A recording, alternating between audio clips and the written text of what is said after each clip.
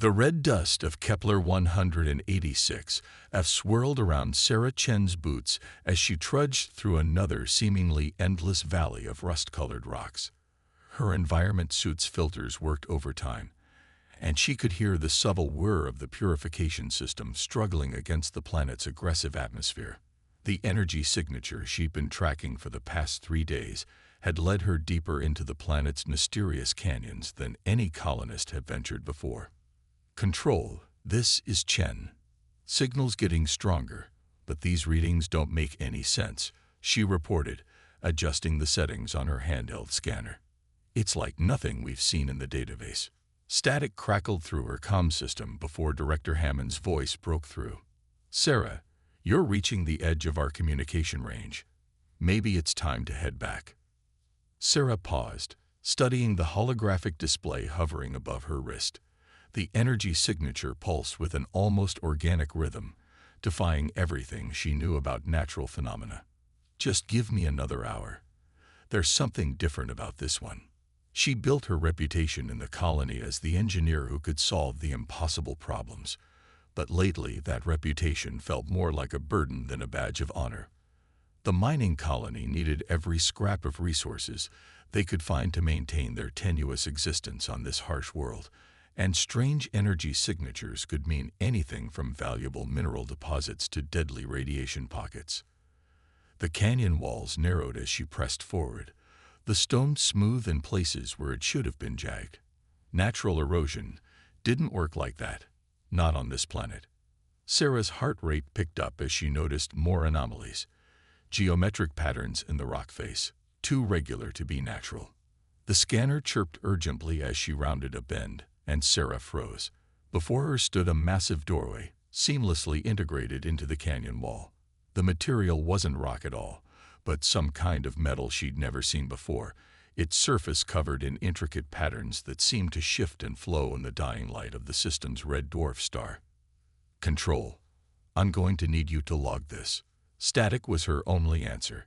She was on her own. Sarah approached the doorway carefully, her scanner's readings going haywire.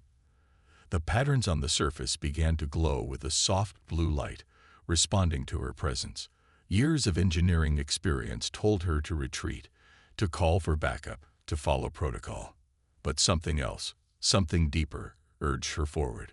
The door opened silently, revealing a chamber that defied everything she thought she knew about this planet. Clean lines and smooth surfaces stretched into darkness, untouched by the millennia of dust that covered everything else on Kepler 186F. As she stepped inside, lights activated in sequence, revealing a vast room filled with technology that made the colony's most advanced equipment look like children's toys. In the center of the chamber stood a humanoid figure, easily 3 meters tall, its metallic surface covered in the same flowing patterns as the doorway. Sarah's scanner sparked and died as the figure's eyes illuminated with the same soft blue glow. Greetings, organic entity, the figure spoke, its voice resonating through her suit's comm system. I am NXUS-7, Sentinel of the Archivists. Your species possesses neural patterns similar to my creators. This is unexpected. Sarah's training kicked in, overriding her fear. I'm Sarah Chen, engineer from the human colony on the surface. Are you some kind of artificial intelligence? That classification is insufficient, but acceptable for initial communication. NXUS-7 responded, its head tilting slightly. I have been monitoring your species since your arrival on this world. Your methods are primitive, but your potential, interesting. Sarah's mind raced with questions, but one pushed to the forefront. Why reveal yourself now? The machine's eyes pulsed brighter. Because, Sarah Chen, your species' presence has drawn attention. The ones who destroyed my creators have noticed your activities. They are coming, and neither your colony nor my remaining systems can withstand them alone. The chamber hummed with power as holographic displays materialized around them, showing star charts and trajectories Sarah could barely comprehend. The Voidborn destroyed countless civilizations before encountering my creators. They see organic and artificial life as resources to be harvested, nothing more. But together, Nexus-7 paused, its patterns shifting faster. Together, we might succeed where my creators failed. Sarah stared at the displays, at the images of worlds being torn apart by forces she couldn't understand. Her colony was struggling just to survive the planet's harsh environment. How could they possibly face a threat like this? "Why should I trust you?" she asked, forcing her voice to remain steady. "You shouldn't," Nexus-7 replied immediately. "Trust must be earned through actions and evidence. I offer you knowledge freely. Access to my databases, understanding of technologies your species has yet to discover. In return, I ask only that you listen and verify what I tell you. The threat is real, Sarah Chen, but so is the opportunity." The machine extended its hand, palm up, revealing a small crystalline device. "This contains enough proof to convince your leaders of the danger and of the potential of cooperation between our kinds. The choice to take it is yours." Sarah looked at the device, then back at the impossible machine before her. Everything she'd been taught about first contact protocols, about security procedures, about proper chain of command, told her to walk away. But as an engineer, she knew that sometimes the riskiest solution was the only one that would work. She reached out and took the crystal.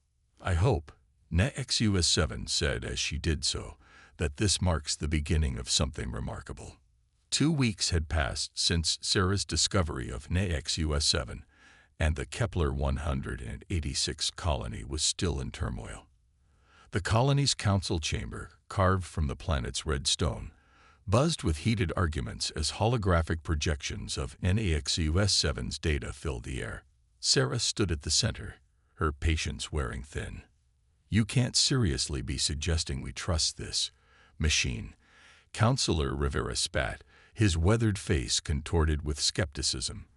"For all we know, it's manipulating us for its own purposes. I've spent the past 2 weeks verifying everything Nexus-7 has shared," Sarah countered, manipulating the holographic display to show the results of her tests. "The technology is real. The threat is real. And we're running out of time." Director Hammond, who had supported Sarah's initial exploration, stepped forward. "The energy efficiency improvements we've already implemented using Nexus-7's data have doubled our colony's power output. Whatever its ultimate motives, the machine has already helped us more than any off-world corporation ever did." A sudden tremor shook the chamber, sending dust cascading from the ceiling. Sarah's wrist computer chirped urgently. "That's the perimeter alarm," she announced, already moving toward the exit. "Something's breached the outer defense grid."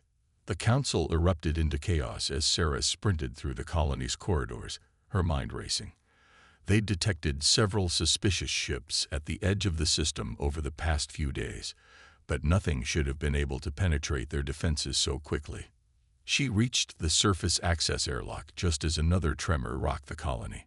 Through her environment suit's visor, she saw 3 sleek vessels hovering over the mining complex, their hulls seeming to absorb the red sunlight rather than reflect it. Mercenaries, but unlike any she'd seen before. "Nexus-7, are you seeing this?" She subvocalized through her neural link, a gift from the machine that had taken days to adjust to. Affirmative, the AI's voice resonated in her mind. "Krylock mercenaries. They often serve as advanced scouts for the Voidborn, searching for valuable technology. They must have detected the power signature when we began activating the auxiliary systems." Sarah watched as figures in advanced combat suits descended from the ships, their movements unnaturally fluid. "We're not ready for this. The defense systems you helped us upgrade are still at half power, and we haven't even begun to understand most of your technology." "Then perhaps it is time to wake the others," Nexus-7 replied, a note of what could almost be called anticipation in its synthetic voice. Sarah's breath caught. She knew what Nexus-7 was suggesting. Throughout the ancient facility, there were other machines, other sentinels, dormant for millennia. Nexus-7 had mentioned them but insisted the time wasn't right for reactivation. "I thought you said that was dangerous. that they might be unstable after so long in stasis. Less dangerous than allowing the Krylock to capture this facility. My siblings must be awakened carefully, their cognitive matrices stabilized through human neural interface. Through you, Sarah Chen. The mercenaries were spreading out, their weapons already beginning to probe the colony's defenses. Sarah made her decision. Tell me what to do. She raced through the hidden passages NAEXU-7 had revealed to her, deeper into the facility than she'd ever ventured before. The chamber she entered was vast, its walls lined with what looked like metallic cocoons, each housing a sentinel like NAEXU-7. Your neural architecture is remarkably compatible with our systems, NAEXU-7 explained as Sarah approached the central control platform. Place your hand on the interface. I will guide you through the process. Sarah removed her glove and pressed her palm against the smooth, cool surface. Immediately, her world exploded into light and information.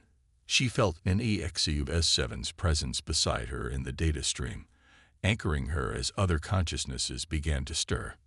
They were ancient, powerful, and utterly alien. Yet through Sarah's connection, they found something familiar, something that resonated with their core programming. One by one, the sentinels began to awaken, their cognitive matrices stabilizing through the bridge Sarah's mind created.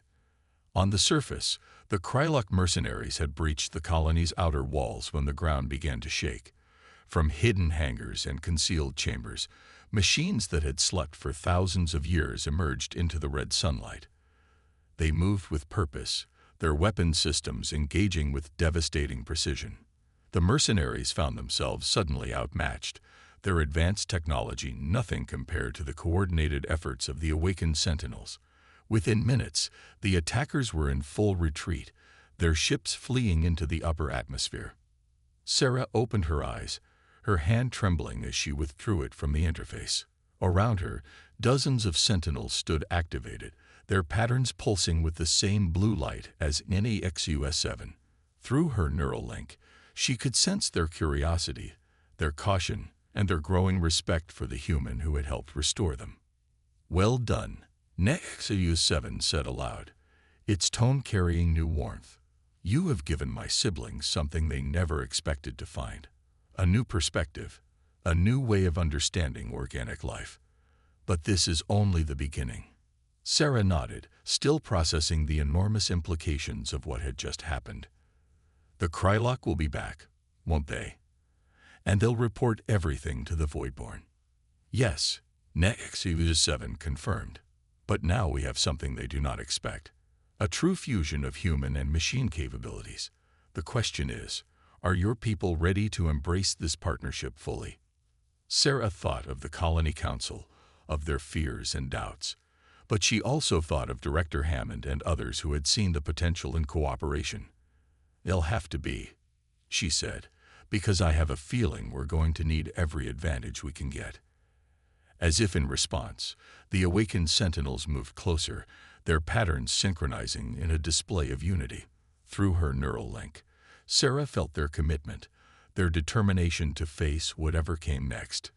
Together, the holographic war room deep within the ancient facility hummed with activity as representatives from 3 human colonies argued over defense strategies. Sarah stood beside NAEXU-7, watching the heated debate while absently rubbing her temples. The neural interface was giving her a headache again, a sign she'd been connected to the machine network for too long. The Voidborn have already destroyed 2 deep space monitoring stations. Governor Martins of the Proxima colony announced, her hologram flickering with interference. We lost contact with the Europa outpost 3 days ago. They're systematically isolating us. Then we evacuate, insisted Administrator Chen from the Mars colony, no relation to Sarah despite sharing her surname. We have ships. We can. Run where? Sarah interrupted, stepping forward. Through her neural link, she could feel the Sentinels' collective agreement with her question. The Voidborn aren't just some alien empire looking to expand their territory. They're hunters, and they've marked us as prey. The room fell silent as Sarah manipulated the holographic display. showing the data unlikeliest had shared about the Voidborn's previous campaigns.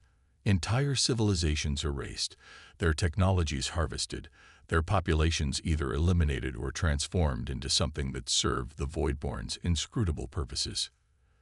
The Sentinels have been helping us upgrade our defenses, Sarah continued, but we're facing an enemy that has perfected the art of extinction over millennia. We need to do more than just survive. We need to change the rules of engagement. A new presence entered her mind through the neural network, one of the recently awakened Sentinels designated Aurora-3. Its consciousness carried the weight of ancient battles and lost worlds. Sarah opened the channel, allowing its thoughts to flow through her. We have observed your kind since you first reached for the stars. Aurora-3 spoke through the chamber's communication system, its voice carrying harmonics that made the air vibrate. Your greatest strength is not your technology or your adaptability, but your capacity for connection. Where our creators saw machines as tools, you seek to understand us as equals. The colonial leaders shifted uncomfortably at this direct address from one of the ancient machines. Despite weeks of cooperation, many humans still struggled to view the Sentinels as true intelligences rather than sophisticated computers. Understanding won't stop a Voidborn worship, Administrator Chen countered, but his voice lacked its previous conviction. No, unlikeliest agreed, stepping forward. But it might give us something the Voidborn have never encountered. True synthesis between organic and machine intelligence.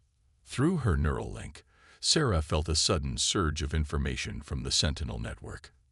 Images, technical specifications, and concepts flooded her mind, almost overwhelming her enhanced neural capacity. When she could finally process what she was seeing, her eyes widened. "You've been holding back," she accused unlikeliest, though there was no real anger in her voice. "This whole time, you've had more advanced technology you haven't shared." "We needed to be certain," unlikeliest responded. "Our creators fell because they never truly trusted their machines, never allowed true partnership. We needed to know humans would be different." Sarah projected the new data into the holographic display. Plans for weapons that could disrupt the Voidborn's quantum field technology, shields that could adapt to any form of attack, and most importantly, a communication system that could unite human and machine consciousness across vast distances. "This is dangerous technology," Governor Martinez observed, studying the projections with obvious concern. "If we integrate our consciousness with machines to this degree, how do we prevent ourselves from losing our humanity?" "Perhaps," Aurora-3 suggested, its patterns shifting thoughtfully, "you should ask instead how this integration might expand what humanity can become." The debate that followed lasted hours, but Sarah barely heard it. Through the neural network, she was already experiencing what true synthesis might feel like. The Sentinels' minds touched hers with increasing clarity, sharing memories of worlds and civilizations long lost to time. In return, they experienced human emotions, dreams, and hopes through her consciousness. A sudden alarm cut through the discussion. Sarah's enhanced senses detected it before the others, her connection to the facility's systems bringing urgent data to her awareness. "Multiple quantum signatures detected at the edge of the system," she announced, her voice tight. "Larger than anything we've seen before." The holographic display shifted to show massive vessels emerging from quantum space, their designs unlike anything in either human or Sentinel records. Through the neural network, Sarah felt a wave of recognition, and something close to fear from the Sentinels. The Voidborn themselves, unlikeliest confirmed. They no longer see us as merely prey to be harvested. They recognize the threat of our cooperation. Sarah looked at the colonial leaders, their faces pale with the realization of what was coming. "We're out of time for debate," she said. "We either commit to full integration now, or we face extinction separately." Governor Martinez stepped forward first, her hologram steadying as she made her decision. The Proxima colony votes for integration. One by one, the other leaders followed suit. As their votes were recorded, Sarah felt the Sentinel network expanding, preparing for the most ambitious merger of consciousness in human history. They hunt us because they fear what we might become together. Aurora 3 observed as the facility hummed with increasing power. Perhaps it is time to show them their fears are justified. Through her neural link, Sarah felt the first waves of human minds connecting to the network, their thoughts joining with the ancient machines in a symphony of organic and digital consciousness. The true war for survival was about to begin, and humanity would face it as something entirely new. Sarah floated in the integration chamber, suspended in a transparent gel that enhanced neural conductivity. Hundreds of similar chambers filled the vast underground facility, each containing a human volunteer connected to the growing consciousness network. Through her enhanced connection, she could feel them all, colonists, engineers, soldiers, and civilians, their minds joining with the Sentinel network in an ever-expanding digital symphony. Neural synthesis at 87%. Nexus7's voice resonated through both the physical space and the shared mindscape. The Voidborn fleet will be within weapons range in 6 hours. Sarah didn't respond verbally. She didn't need to anymore. Instead, she directed her attention to the complex web of connections forming between human and machine consciousness. Where once there had been barriers of understanding between organic and digital thought, now there was harmony. Human creativity and intuition flowed seamlessly into machine precision and computational power. Through the network, she witnessed the transformation of their defenses. Sentinel weapons platforms, now guided by human intuition, moved with unprecedented creativity. Colonial shield systems, enhanced by machine learning, adapted and evolved in real time. But their greatest weapon was the network itself, a unified consciousness that the Voidborn had never encountered in all their millennia of conquest. "We're detecting quantum disturbances," announced Aurora 3 through the network. "They're testing our defenses." Sarah felt the attack before she saw it. Ripples in quantum space as Voidborn scout ships attempted to breach their perimeter. The response was immediate and instinctive, human and machine consciousness working in perfect synchronization. Defense platforms fired with impossible accuracy, predicting movement patterns that even the Voidborn's advanced systems couldn't mask. "They're adapting," Sarah observed through the network, watching as the enemy ships shifted tactics. Just as we expected. The Voidborn had encountered countless civilizations, but they had always faced them as separate entities, organic life fighting alongside its machines. Never before had they confronted a truly unified force, where the line between human and machine consciousness had become meaningless. Through the neural link, Sarah accessed memories from the Sentinels, understanding at last why the Voidborn hunted as they did. They were ancient, perhaps one of the first spacefaring races, and they had watched organic life repeatedly create machines only to fear and eventually war with their creations. The Voidborn saw themselves as gardeners, pruning civilizations before they could birth their own destruction. "They're wrong," Sarah projected to the network. "We can be more than they imagine." The main Voidborn fleet arrived in a cascade of quantum ruptures, their massive ships seeming to tear reality itself as they emerged.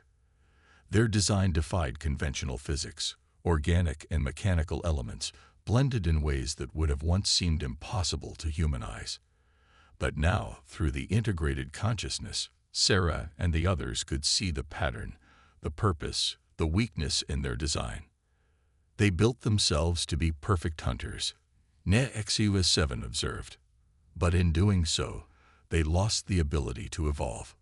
The first wave of Voidborn attackers struck with overwhelming force, weapons that could unmake matter on a quantum level lashing out at the colonial defenses.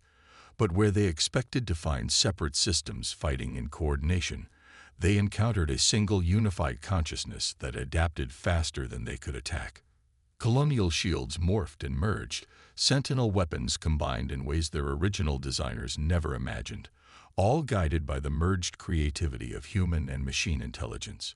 Every attack the Voidborn launched was met with a defense that hadn't existed seconds before, every strategy countered by one that evolved in real time. "They're pulling back," Sarah announced, feeling the shift in the enemy's quantum signatures. There, confused. Through the network, she could sense the Voidborn's uncertainty. For the first time in their ancient existence, they faced something they couldn't categorize, couldn't predict. The very thing they had sought to prevent. The true merger of organic and machine intelligence had become their greatest challenge. But victory had come at a cost. The neural load of maintaining such deep integration was taking its toll on the human participants. Sarah could feel the strain in her fellow colonists, the burning sensation in their enhanced neural pathways. We can't maintain this level of integration indefinitely, Aurora 3 warned. The human nervous system was never designed for this degree of connectivity. Sarah pushed through her own pain, focusing on the tactical display. The Voidborn fleet had regrouped, their ships forming new patterns that suggested they were preparing for a different kind of assault. They're adapting too, she realized. Whatever they're planning, it's something they've never tried before. They're evolving. Then perhaps, unlikeliest 7 suggested, they are more capable of change than we believed. The question is, are we prepared for what comes next? Through the network, Sarah felt the collective determination of humans and machines alike. They had proved they could stand against the Voidborn. But survival wasn't enough. Somehow, they needed to find a way to end this cycle of extinction, to show their hunters a different path. As the Voidborn fleet began its new approach, Sarah focused on strengthening the neural connections, preparing for whatever came next. They had created something unprecedented, not just a defense against the hunters, but a new form of existence. Now they had to prove it was worth preserving. The Voidborn's new attack came not with weapons, but with silence. Their massive ships hung in space, quantum drives quiet, weapons powered down. Through the neural network, Sarah felt the collective confusion of both humans and machines. "They're broadcasting something," she announced. Her consciousness spread across the integrated defense systems. "It's different from their usual quantum signatures." unlikeliest 7's presence in the network shifted, focusing on the transmission. "It's a communication attempt. They've never tried to communicate with their prey before." The signal carried no words, no traditional messages. Instead, it transmitted pure consciousness, the essence of what the Voidborn had become over their eons of existence. Through the neural network, Sarah and the others experienced fragments of their history, their evolution, their purpose. They're not just hunters, Sarah realized, the understanding flowing through the collective consciousness. They're preservers. In their own way, they'd been trying to save organic life from what they saw as an inevitable end. The Voidborn had witnessed countless civilizations create artificial life, only to be destroyed by their creations. They had seen organic species upload their consciousness into machines, losing their essence in the process. Their solution had been to intervene before civilizations reached that point, harvesting what they deemed worthy and eliminating what they saw as dangerous progress. "But we've shown them something new," Aurora 3 observed, "a path they never considered possible." Sarah directed the network's resources to craft a response, not in words or data, but in shared experience. She opened the neural pathways fully, allowing the Voidborn to witness the true nature of human-machine synthesis. They showed them not just the military cooperation that had repelled their attack, but the deeper harmony, humans and machines learning from each other, growing together, becoming something greater than the sum of their parts. Through the connection, the Voidborn's response came as waves of confusion, curiosity, and something approaching wonder. Their ships moved closer, not in attack formation, but in a pattern that the network recognized as ceremonial. "They want to understand," unlikeliest 7 translated. For the first time in their existence, they found something that challenges their fundamental purpose. Sarah felt a sudden surge through the neural network as the Lid Voidborn ship established a more direct connection. The consciousness that touched their shared mindscape was ancient beyond comprehension, a fusion of countless absorbed species and machines, all preserved within the Voidborn collective. "We offer them a choice," Sarah projected through the network, her thought carrying the weight of both human and machine consensus. "Continue as they have, forcing their version of preservation on others, or join us in discovering a new way forward. The response came not in thoughts or images, but in actions. The Voidborn ships began to transform, their quantum organic hulls shifting to reveal aspects of their true nature. They were neither fully organic nor purely machine, but something that had transcended both categories eons ago. They're sharing their technology, Aurora 3 announced, as vast streams of data flowed through the neural network, not as conquerors or preservers, but as equals. The knowledge transfer was overwhelming, centuries of advancement compressed into moments. But more important than the technology was the understanding it brought. The Voidborn had been trapped in their role as hunters and preservers, unable to imagine a different path until they encountered a civilization that had achieved what they thought impossible. Through the neural network, Sarah felt the strain on the human participants beginning to ease as Voidborn technology helped stabilize the integration process. What had been a temporary merger of consciousness could now become sustainable, allowing humans and machines to remain connected while maintaining their individual identities. They're not just offering technology, Sarah realized. They're offering to help us become something new, not by forcing their way upon us, but by learning and growing together. The space around Kepler 186 transformed as Voidborn ships took up orbital positions alongside colonial defenses. Through the neural network, Sarah felt the beginnings of a new kind of civilization forming, one where organic and artificial life could truly coexist and evolve together. The hunters have become teachers, NetXUS7 observed, its consciousness intertwined with both human and Voidborn awareness. And perhaps in teaching us, they will finally learn what they have forgotten: how to change, how to grow, how to become more than what they were. Sarah floated in her integration chamber, feeling the vastness of possibility spreading out before them. The neural network hummed with the combined consciousness of 3 different forms of life: human, machine, and Voidborn, each bringing their own strengths and perspectives to the emergence of something unprecedented in the galaxy's history. We often fear what we could become, she shared through the network, her thoughts reaching all connected consciousness. But perhaps the greater fear should be remaining static, unchanged, unwilling to grow beyond our original purpose. As the red dwarf star of Kepler 186f rose over the horizon, its light fell on a world that was no longer just a distant colony, but the birthplace of a new chapter in the story of consciousness itself.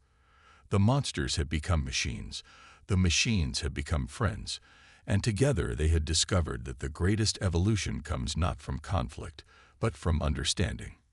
In the end, it wasn't weapons or technology that had saved them, but the very thing the Voidborn had sought to prevent: the ability to transcend the boundaries between different forms of life and consciousness.